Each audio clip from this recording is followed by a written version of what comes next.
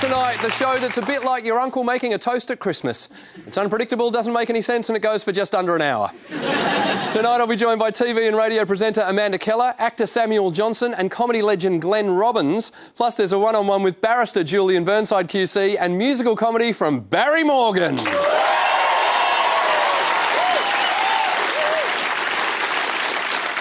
Now, this is the last episode of the series.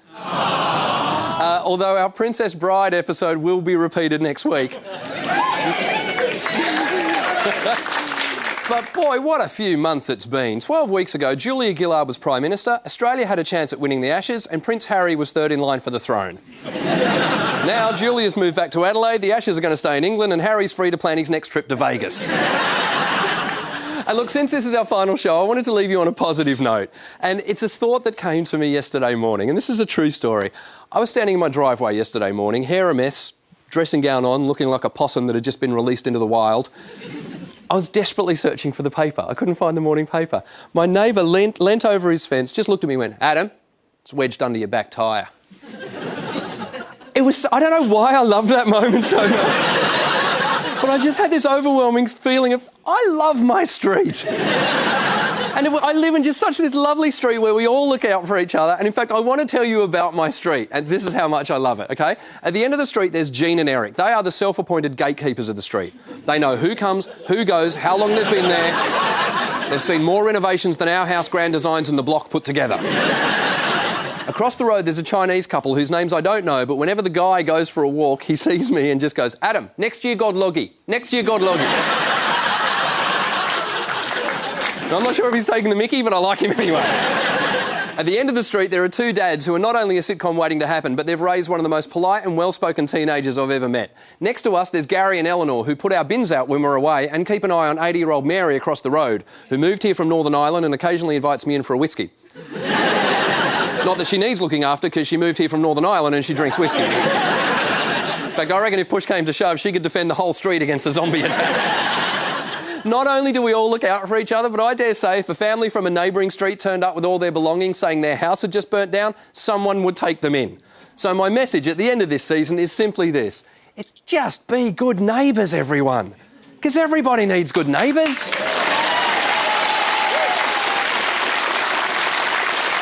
With a little understanding, we can find the perfect blend. Neighbours should be there for one another. Why? Because that's when good neighbours become good friends.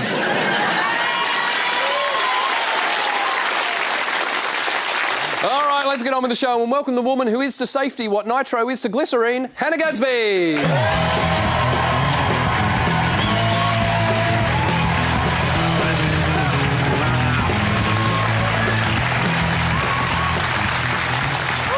Now, Hannah, all season long you've been having a go. Oh, haven't I? Every week you've had a go at something different. Oh, no. And before we show everyone what you've done this week, I just wanted to recap.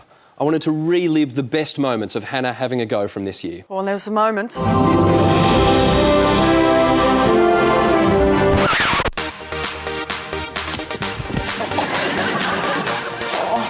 Back off, please!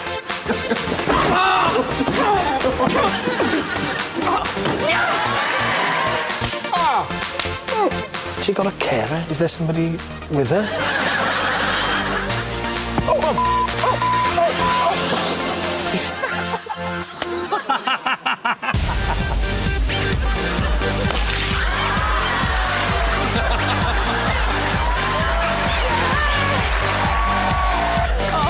Mum, look what they made me do.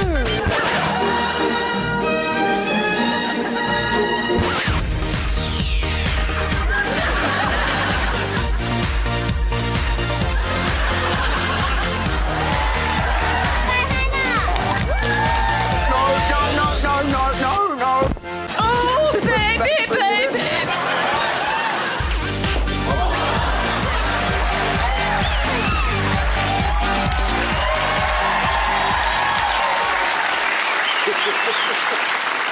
So much has happened. So much has not happened well. It's the final week. What did you have a go at this week? I had a go at you. No. No, we've all had a crack. No. He's such a tease. It's such a tease. No, I had to go at your job. Interviewing. Really? Yeah, I sort of thought, oh, I look at you and I'm like, yes. So I thought, I'm going to have a go at an interview. And I thought, look at, you pull in some great celebrity, people to interview. And I thought, I'd see who would bite. What amazing talent would bite to be interviewed by me. Let's go to the videotape. Hello, Mum. Hello. Thank you for your time. Appreciate it. You excited? No. Now, who would you prefer to have interview you? That nice man. What's his name? Adam? No, that man, the proper interviewer. Michael Parkinson. Yes. Yeah. So tell me, you had 5 children? Yeah. That's a lot of children. No, it isn't. My grandmother had 13. So why'd you stop at 5? Why didn't you go for the 13? Baker's dozen. No, Dad was nervous enough anyway, and he died early. Did he take himself in to get a vasectomy? Yes. Okay. So what was I like as a child? Had some pretty mean habits. Oh. Dressed in the morning as a little girl, wouldn't matter what the weather was outside. She'd get to the back door, strip off to her underduds and your gumboots on, and off she'd go. And that's how she stayed outside. Would never have clothes on outside except the knickers. I'd still do that if I could. If I could get away with that, just hanging around. You'd be arrested, dear. Yeah. I don't advise it. And gumboots are not good for your feet. What about the horrible teenage years? I hated all my children when they were teenagers. Just belligerent, didn't like me, didn't like anything I said. You said a lot. And I did. What did you think I'd be when I grew up? I always thought you would be, lost the word. Prostitute? Never entered my mind. I seem to remember for a long time I wanted to be a dog. Oh, yes. No wonder I've got grey hair and no memory. I can't thank you enough for doing this, Mum. I can't actually believe you did this. Neither can I. Would you do it again? No, perhaps not. A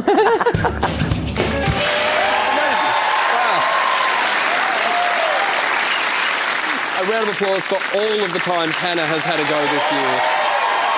She's had a go at a lot. My first guest tonight was a presenter on Beyond 2000, a team captain on Talking About Your Generation, and is a breakfast radio announcer. She's been the voice of the future, the voice of a generation, and that weird voice that interrupts your dreams. Please welcome Amanda Keller.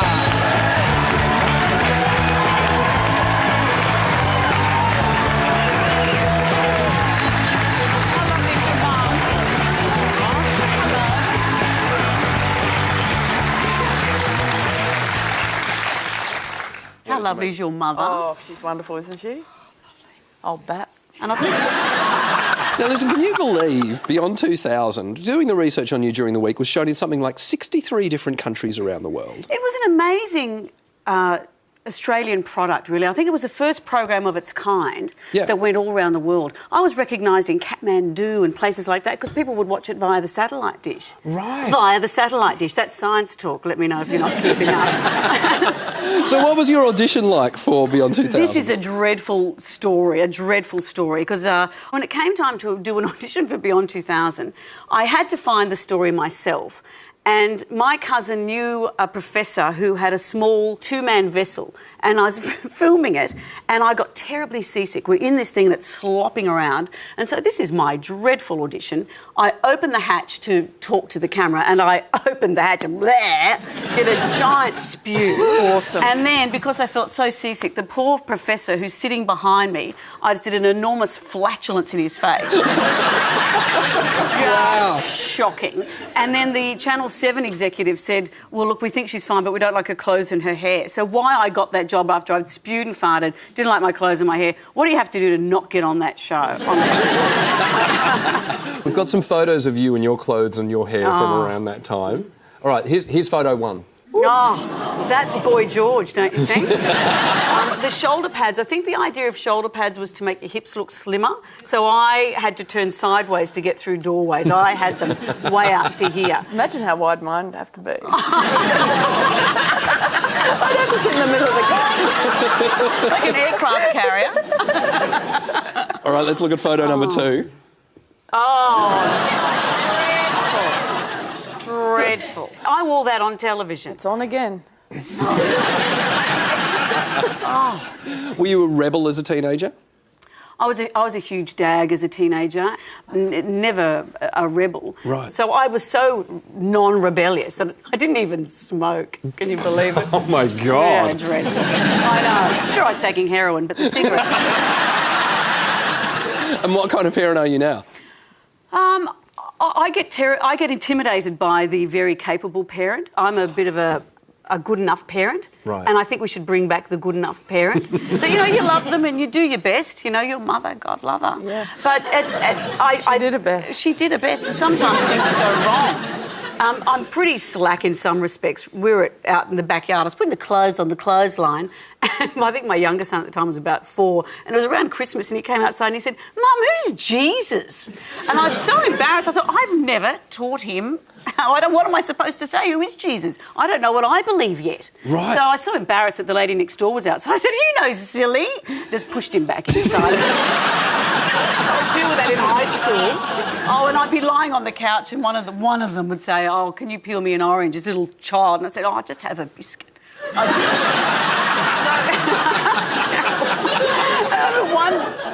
On one of their birthdays, they didn't get a cake at daycare, and I was wondering why, and I realised I'd filled the paperwork out incorrectly and got their birthday wrong. But that can happen. Did they... And what happened? Did they come home from daycare going, why haven't I got Yeah, and I said, well, I'll get to the bottom of this, and then looked at the forms and, well... You'll get it in a few months. In a few months you'll get it, and it'll be a special surprise then. Yeah. It'll be a present from Jesus. Whoever he is. And now, look, one thing I know about you is your love of Barry Manilow is quite legendary. And I know for years you always wanted to meet him, but for the first time ever, I saw the photo of you with Barry Manilow. Of the moment. Oh, here it is. Yeah. That's me and my friend Melanie. We've been best friends since we were about 14, and they were our Manilow years. Right. So we thought we'll go to Vegas and we'll see Barry, because I've got a teenage diary filled with my love of Barry. Yeah. And we always said, will we ever meet him? So we thought, part of it was too that we wondered who we'd be when we were older women. And here we were at 46 and life was okay. We still had our own teeth, and we'd found men who eventually wanted to occasionally sleep with us and all that stuff we never imagined would happen when we were teenagers. So we went to Vegas and we stood in the concert and we cried and we laughed, and it was fantastic, and we got a chance to meet him afterwards. Yep. And I feel disloyal telling this story because I still love Barry. But we met him, and I imagined, even after all these years, he'd say, "Let's go out to dinner." But there's none of that. It was, I wanted him to like me. There was nothing, no chemistry, nothing. Can you believe it? Well, there was an incident where we were posing for the photograph, and just at that moment of impact, Barry farted. Oh, Barry farted. I feel so disloyal telling this story. There was flatulence, and it wasn't me and it wasn't Melanie. It's better than dinner. It's well, I felt like it's like we were married to him. He was so relaxed with us. So I'm choosing to spin it. Yeah. So after 30 years, you meet your icons, and sometimes that's what happens. Was it in tune, at least? He hit a high note that the back of the room could hear. So the smiles in that photograph at that actual moment was when it was happening. And then, He's even leant to one side. he's on one cheek. He's on one cheek. Maybe, do you know what? Maybe he just does that to make sure everyone's smiling in the photograph. And listen, before you go, how did you come to... This is what amazes me about you. You're doing breakfast radio, you're on the living room, you're doing all of this stuff, and in amongst it all, in the last couple of years, you have broken a world record. Well, obviously, flatulence and all that. Yeah, Jonesy and I, WSFM in Sydney, we broke the world record for the world's longest underwater broadcast. I've never scuba dived, but we did it in a shark tank at Sydney Aquarium, and because of the rules of breaking the world record, you didn't have time to get out of the tank. So you just had to be in there, and they said just urinate in the shark tank. So all our bosses and everyone are all waving, and I'm just urinating in front of them. It's so liberating. It's like the Christmas party all over again. Well, the reason I bring it up is because I did a similar thing last week. I went to the Melbourne Aquarium because last week on the show we had a guy by the name of Paul Nicklin, who's a National Geographic photographer, and he told these amazing stories of photographing leopard seals and you know, walruses and the like. And I thought, well, all year long Hannah's been having a go at stuff. It's about time I had a turn. So during the week I actually went to an aquarium to try and live a day in the life of a National Geographic underwater photographer. I've come to the Melbourne Aquarium to get some idea of what Paul Nicklin's life must be like. I've got my equipment, got my ticket. Let's go shoot some animals. Let's go film some animals.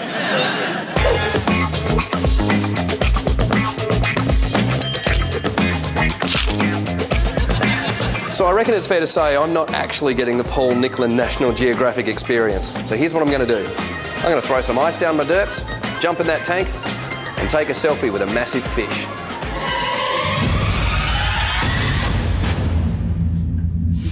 Now, I understand the key is don't provoke the sharks, is that right? Yeah, they're like any animal. If you provoke any sort of animal, it's going to come out with a response to defend itself, and the sharks are no different. Right. Hopefully the sharks don't follow me on Twitter. How do they feel about gay marriage? Is it true that sharks can smell human blood? Yeah, they've actually got great senses of smell, so they will be able to pick it up. It's whether it excites them or not, it's a different story. What about human wee? All right, let's go swim with a shark.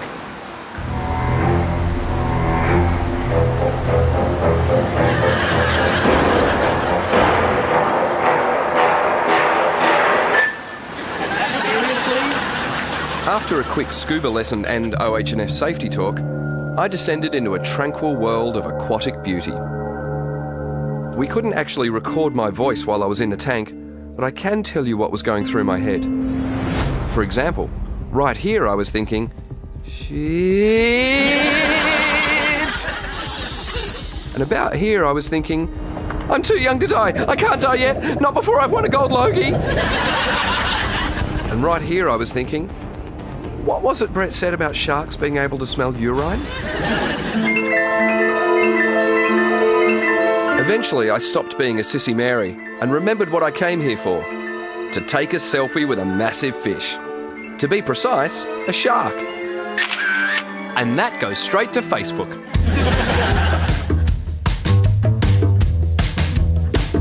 It's all right, people. It was missing when I got in. Being so close to such beautiful animals, it really does make you realise how interconnected we all are. And, in particular, just how fragile our aquatic ecosystem is.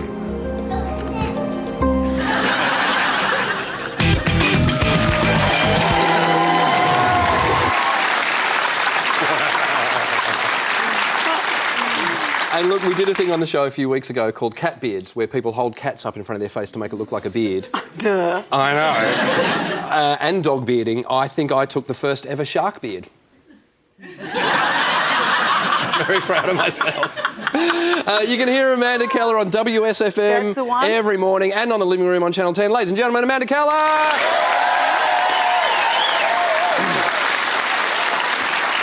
My next guest tonight is currently riding around Australia on a unicycle raising money for cancer research, which is a sentence you don't often get to say.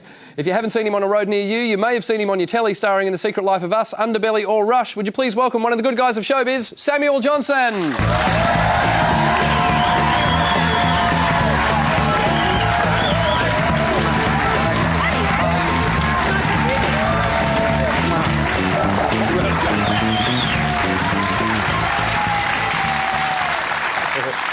There is a big part of me that wants to conduct the whole interview without mentioning the way you're dressed. Yes, it's obscene, but...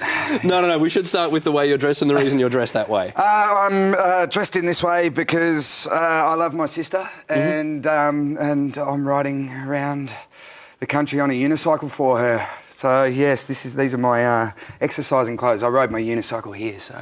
Yeah, see, this is the thing. I mean, we've got a map here of what you've covered around Australia thus far. Yep. The pink is what you've done, is that right? That's right, yeah. And the blue is what you've yet to do. That's correct. How much money have you raised so far? Over 600,000. 600,000? Yeah, amazing. Yeah. And we should point out, you are doing all this for your sister. Yes. My sister's dying of breast cancer. Right. And she's been fighting different cancers since she was about 10. Yeah. So I actually don't remember life without her being sick. Yeah. So kind of keen, as she kind of hits her twilight kind of time to kind of do something for her. And the footage is just absolutely amazing. Some of the sights you've seen, just...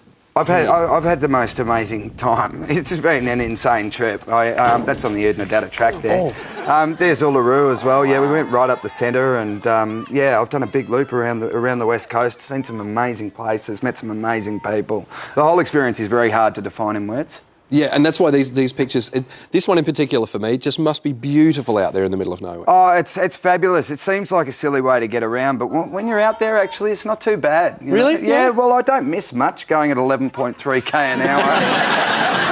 Does it hurt? I bet you've got sort of saddle rash and... Oh, yeah. Don't have to show us. The pain hits after about 4 or 5 minutes.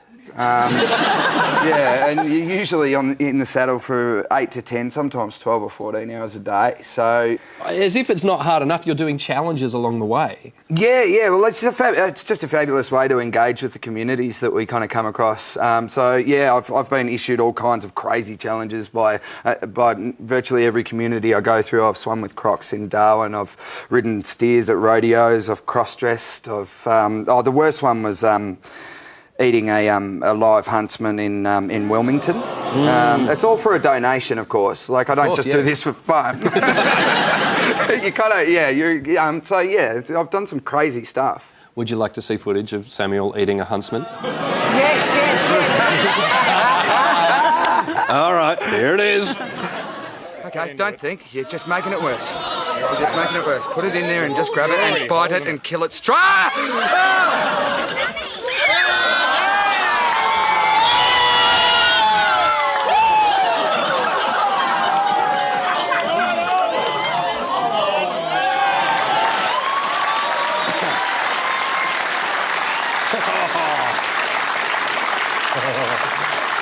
I'm serious, I'm arachnophobic, so it took me actually 40 minutes just to get up the courage to hold it.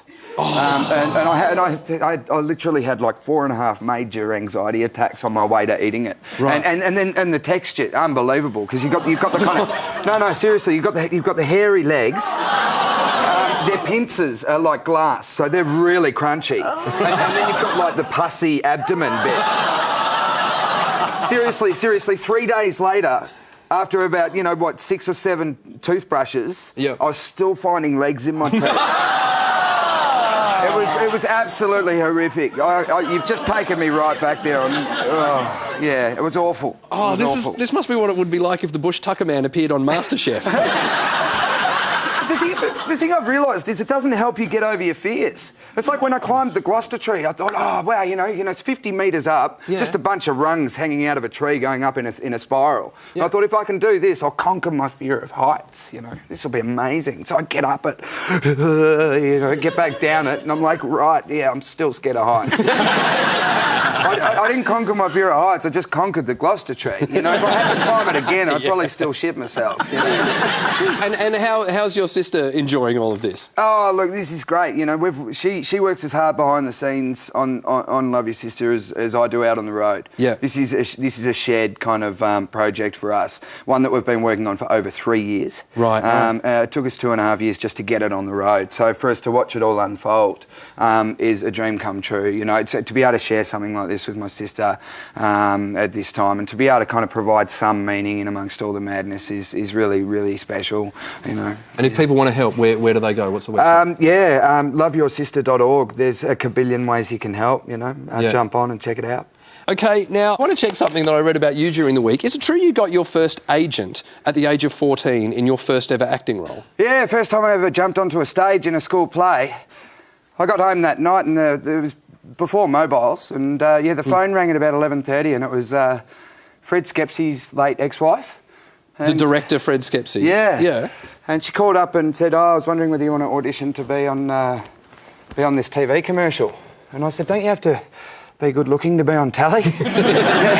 and she laughed and said, we'll see. And I got the gig and got an agent out of it, and within about 6 months I was out earning my dad. It was just, I completely asked it.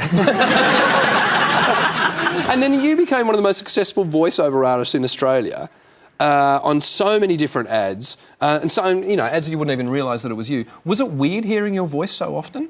Well, mate, I'm the same as everyone, you know, you don't like the sound of your own voice, so you hear it and you're just like, oh, man, you know, like it's... And when I was little, I had a really chronic lisp.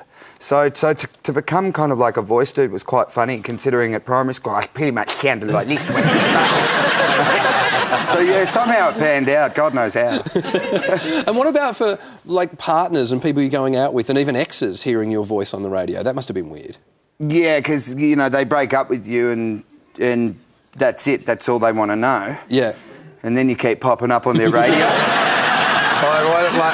One of my exes, hi Vanessa in Warrnambool.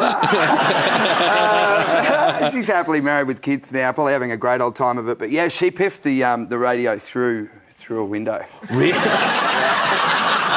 I can't blame her too. I find my voice fairly irritating. So. Well, do you know what? I once went out with a girl in Dublin, and she was the voice of Vodafone in Ireland. But she was the voice that when you called up to get your messages, it was her voice that went, you have one new message. And often she would then be the message. So she'd go, you've one new message. Hi, it's me. Good luck with the ride, good luck with the fundraising, and so much love to your sister. Ladies and gentlemen, would you please thank Samuel Johnson?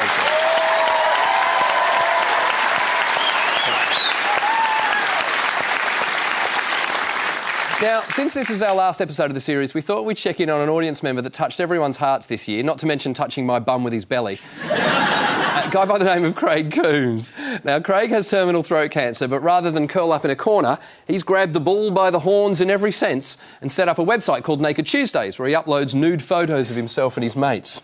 Yeah. There's no you reason. avoided that at least. It's not too late. On a unicycle. So basically, during the year, we got naked with Craig, and then the NRL Footy Show joined in and arranged for Craig to sit with Andrew Johns on the sidelines of the State of Origin a few weeks ago. How was that for you, Craig? Oh, I'm still shaken from it. It was an amazing day. Well, what scared me, though, was at the end of the night, looking in Twitter, suddenly I find that there was a streaker. Now, my first thought was, oh, my God, Craig's done the ultimate Naked Tuesday. And look, please don't take me the wrong way, but when I first saw the photo of the guy, I thought, I think he actually did it. Now, throughout Craig's adventures, there's been someone by his side who, until this week's been flying under the feel-good radar, his best mate, Pete. Now, Pete isn't the kind of guy who seeks the limelight or the attention of a national Tonight Show. But because he's been such a great friend to Craig, we wanted to do something for him for a change. So this week, we told Pete we had another adventure in store for Craig, and here's what happened when they got there. Gentlemen, I've called you both here for a reason. Pete, today, we're doing something for you. Okay. Craig, you're not needed. The lovely Carla, if you'd like to come forward. See you, mate. We've got cocktails, we've got lounge music. He is just going to put his feet up and relax. So, if you'd like to look that way. You've always wanted to ride in a tank, so today we're giving you the keys to that baby. All right, Pete, today is all about you having a bit of fun, but we want to make it therapeutic as well. Okay. So Craig has given us a list of things you hate, and we're going to drive over them in 52 tonnes of high-density steel.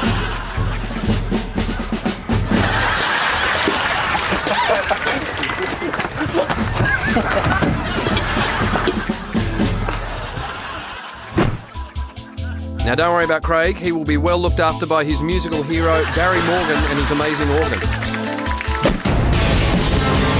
All right, so Craig told us that you don't like sushi. I do hate sushi. Well, there's only one way to deal with that. Run over with a tank.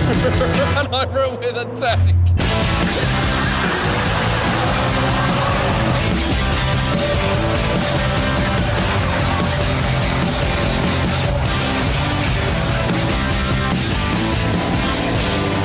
All right, item number 2 that you hate is cheese.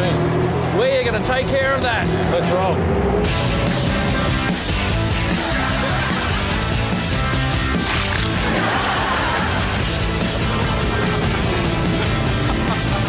Come on, in your face, cheese! In your face, cheese!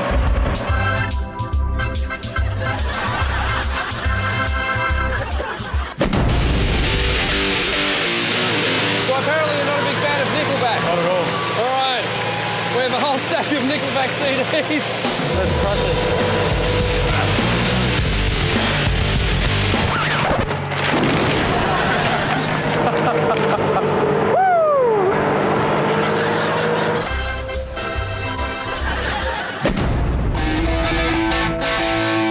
How do you feel about the Collingwood football team? Hate them.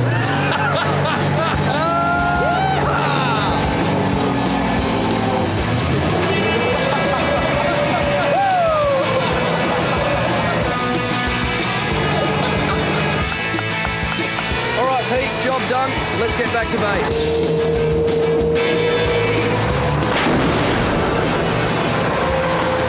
Did you say you hated Barry Morgan's organ? No. Oh, that's unfortunate. So, Pete, how was that for you? It was unbelievable. Craig, how was that for you watching Pete? Ah, fantastic, mate. To see the smile on his face, the smile that he's given me so many times. It's nice to see him get something that he deserves after everything he's done for me. And finally, is there anything that you want to say to Pete? Yeah, absolutely. The whole journey that you've been on with me and the things that you've enabled us to do for myself and my family, to give what you have as a mate, as a friend, to extend my life, is always going to live on in the memory. Long after I'm gone, all these wonderful things my family will remember, and that'll make them happy. Can never thank you enough, mate. No worries, mate. Thank you. And thanks to you, I got nude and rode a tank. Win-win.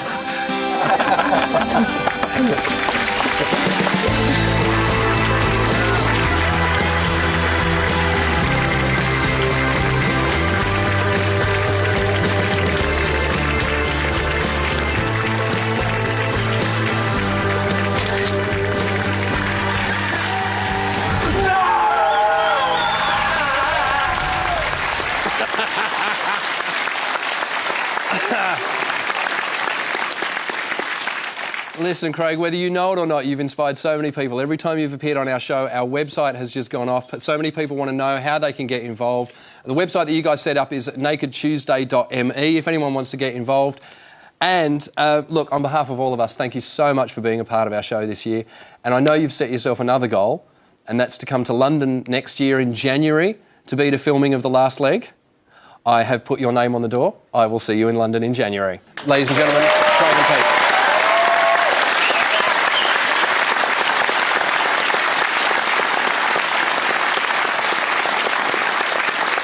Now, the only person that didn't end up feeling good after that big day out was one of Craig's musical heroes, Barry Morgan, from the World of Organs in Adelaide's Sunnyside Mall. Isn't that right, Barry?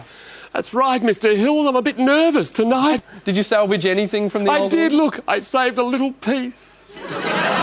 Thankfully, Barry has brought along a brand new organ from the World of Organs to play a medley of his favourite songs. So would you please go crazy for the one and only Barry Morgan?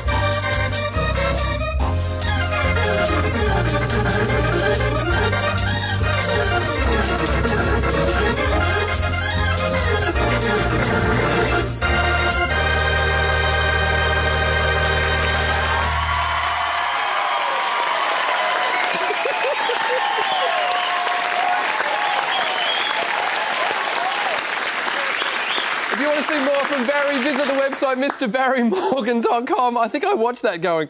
Can you please thank Barry Morgan?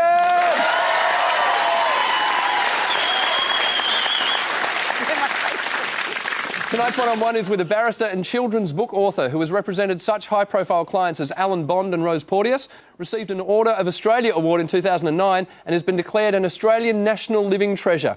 I sat down for a good old chinwag with Julian Burnside, QC. Julian Burnside, lovely to see you again. Good to see you. I have so many questions to ask you, but here's my first. Is it true you used to drink 20 cups of coffee a day? Yes. Really? Yes. I think I must be immune to coffee. I mean, I gave it up after a bit and now I'm back on it. But I can have a couple of double espressos immediately before bed and go straight to sleep. Because I have to sleep really fast to get everything else done during the day. So now you, as a barrister, you represented Rose Porteous, Alan Bond, the unions as well. You took on some really high-profile cases. How did you go from that, and why did you go from that into working with refugees?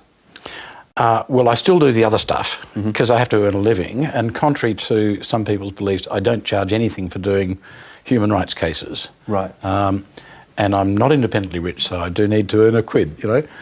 And I do it because having experienced what we are doing to refugees, I thought this is so terrible. It's important for some of us to do something about it.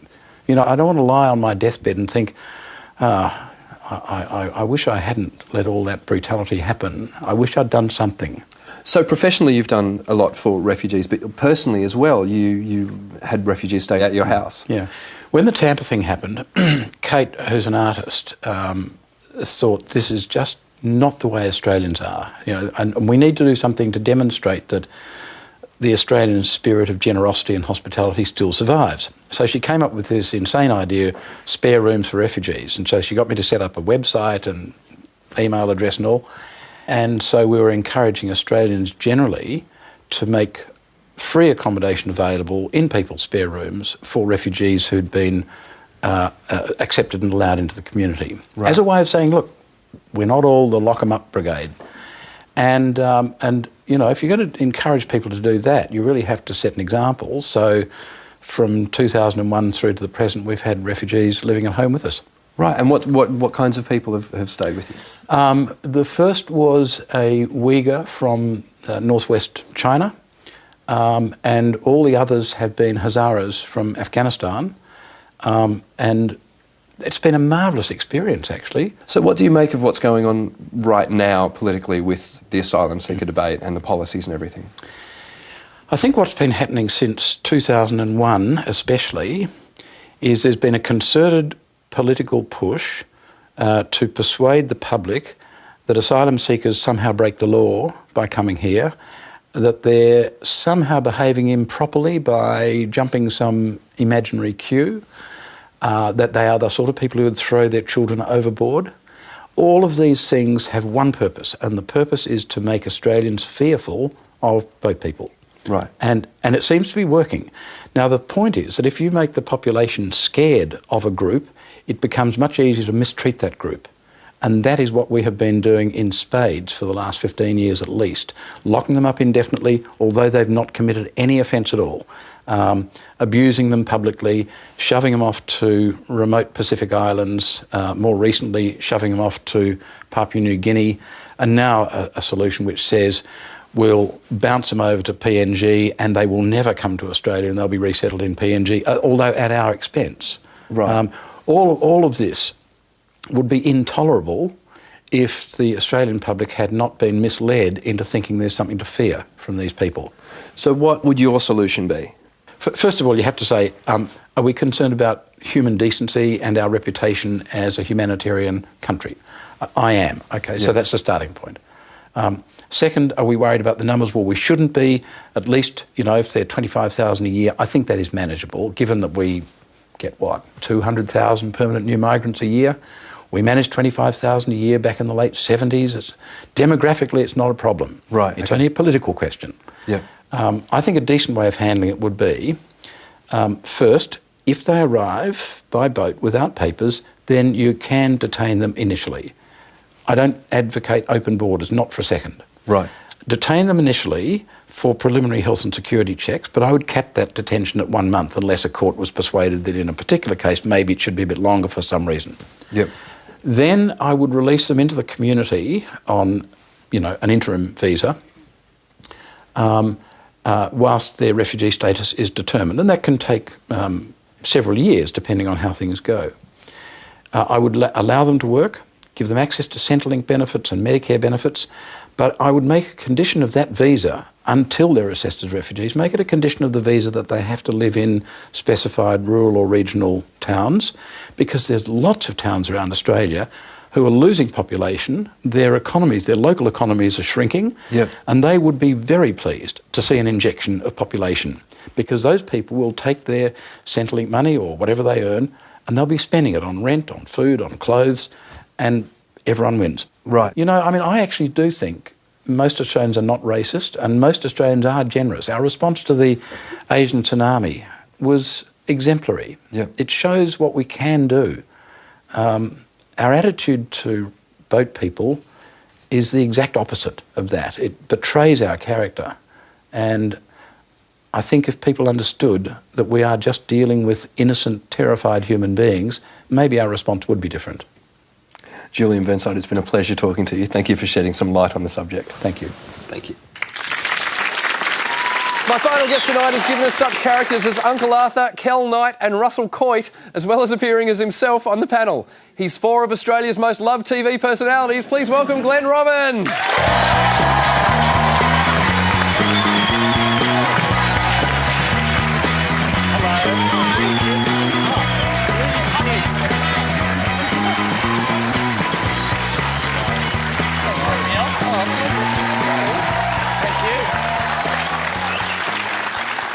Welcome to the show. Now, we tried for years to get you on Spicks and Specs in this very studio, and I had a chat to you, and I remember you saying, I don't really know that much about music. I don't know anything about... I would always have to say the White Album. That's the only answer I would have. And, so, no, I love the show. I thought it was fabulous. I would have loved to have been on. I do play a good game in the car that would be good for your show if you ever brought it back, called, I call it Quentin Tarantino Murder Scenes.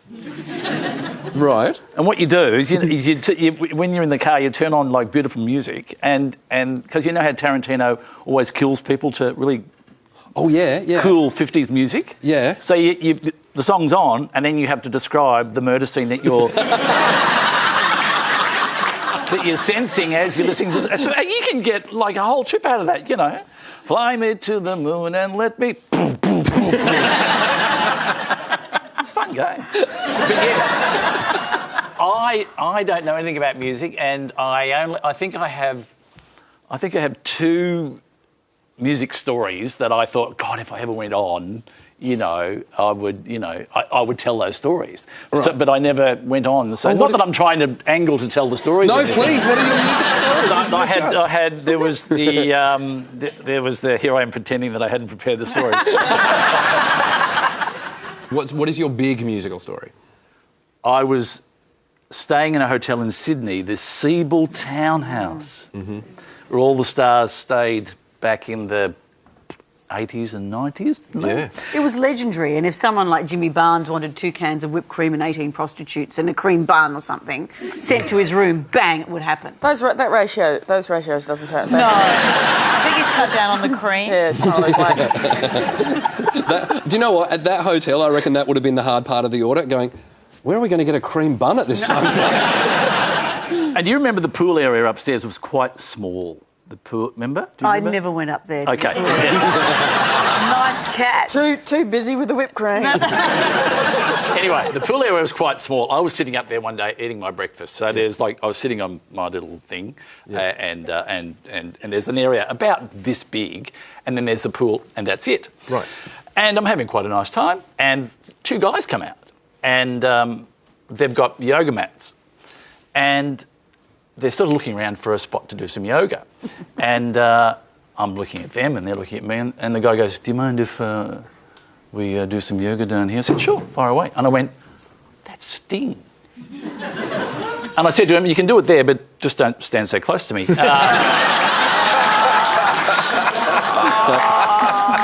I didn't really say that. Anyway, he starts doing yoga right here. And I'm eating my breakfast, and we get to chatting. And he's really good at yoga. He's like really fit and really flexible. And you know, I'm not a gay man, but seriously, he looked great, as good as you do. And so he was down there and he did this move, which was, and I'm sure the people if there's anyone in the audience that does yoga, where he gets his hands on his knees like that, and then he instead of it makes a wave go through his stomach. It's for digestion. Okay. But it's not that way. It's actually this way. So he makes his stomach go like that. Oh, that's belly dancing. That's no, belly dancing's up and down, but this is like east-west. Right. Anyway, go with me. Anyway, so he's doing that. It's really impressive. And he goes, when you finish your breakfast, why don't you pop on down and maybe do some yoga with us? I thought... Oh, what? No, Just a letter to Penthouse. It's like a dream, but it was that vibe. I went, sure. Now, what happened next, I don't know why I did it, but this is the truth. He said, come on, I finished my breakfast. He said, come on down, and then we were going to do some yoga. And I had jeans on and a T-shirt. And I thought, well, I can't do it in my jeans. Oh, no. Next thing I knew.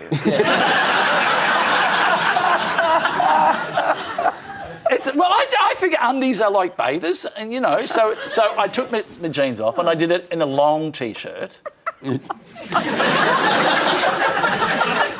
A long T-shirt. Yeah. And my underwear. Okay, and I'm doing really well. I'm getting into it. I'm doing Salute to the Sun, and I'm hanging out with Sting, and we're doing yoga. It's going all right. Anyway, he gets to that move, which is this move like this, and he goes, "Have a go. See if you can do that one." I thought I'd give it a crack. So I go like this. I'm going like this. I swear, Sting gets down like this. He lifts up my T-shirt. He's looking up underneath to see if my stomach's going the right way. And at that point, the concierge came around the corner.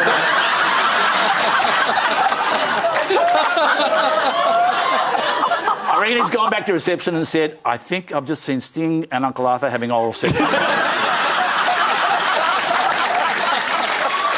that is, I swear, is a true story. Have you ever seen him since, by the way? We had sex a couple of times. But no. Now, you are in a brand new series on the ABC. It's called Upper Middlebogan. Yeah, very excited. Okay, they like the title. That is really the title, actually. That's a real show. Well, yeah, let's explain the premise. The premise is about a girl. Let's just say she's from the good end of the freeway. She's a doctor, successful, drives an Audi, and she discovers inadvertently that she is adopted. So she decides to try and find her biological parents. Now, her biological parents live at the other end of the freeway. They're bogans. And what happens is that she basically wants to sort of get her two families together, and that's what the series is about. A comedy and drama ensue as she tries to bring her two worlds together. For those watching at home, here's a picture of the girl in question with her, middle-class family. Yes, that's my biological daughter. Yes. Yes. There's her actual family. Well, we've got some footage. This is the first part. This is the first time you actually see the family that this girl is from at the racetrack.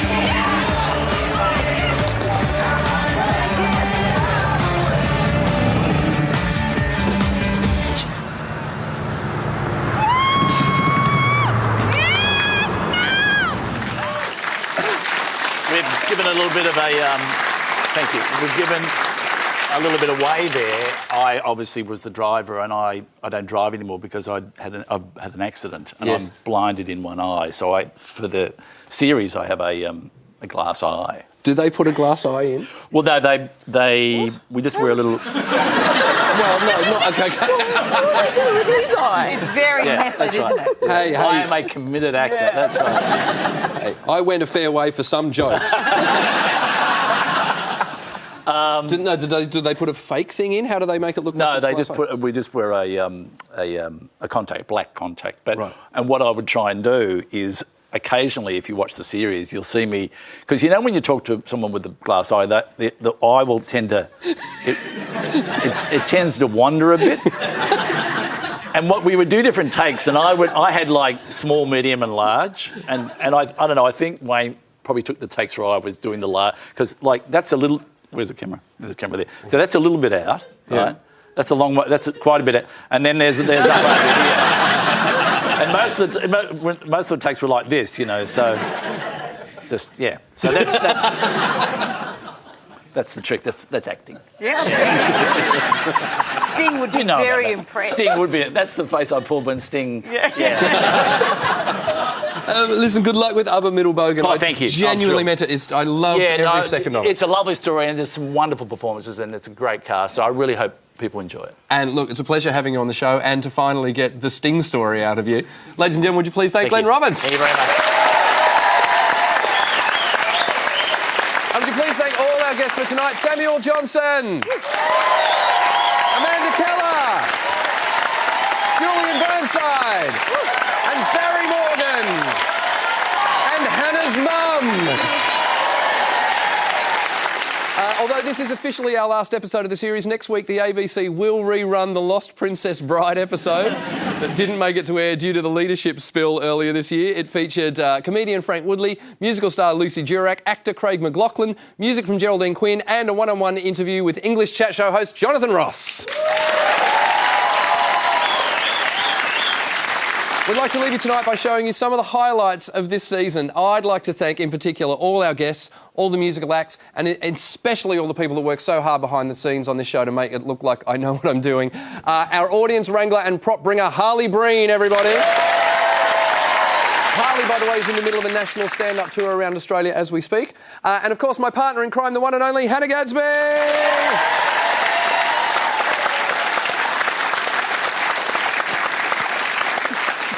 Who is off to the Edinburgh Festival tomorrow. Yes. Good luck. Yeah, I'm excited. I'll see you. Most of all, though, I'd like to thank you at home for tuning in, because without you, we would all be out of a job. Especially, though, here's to all our guests. No one does it better than them. Thanks for watching Adam Hills tonight. It's been a pleasure. See you next time. When's he going to start?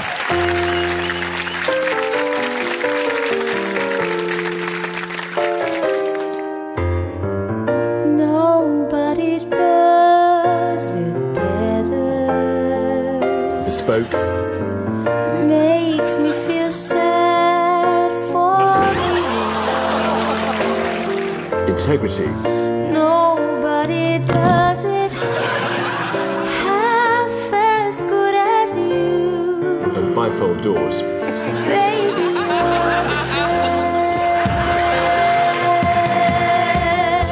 the way that you hold me whenever you hold me.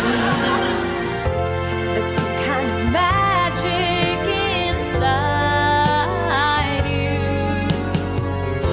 that keeps me from running, but just keep it coming. How'd you learn to do the things you do? And nobody does it better.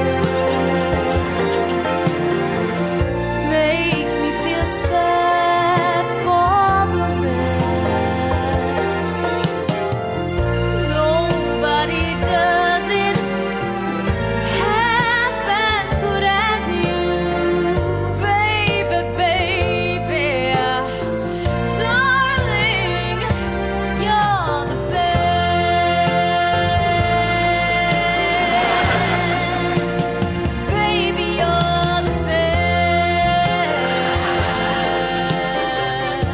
Would you like to do a storm out? I think I'm going to do one now. F*** you.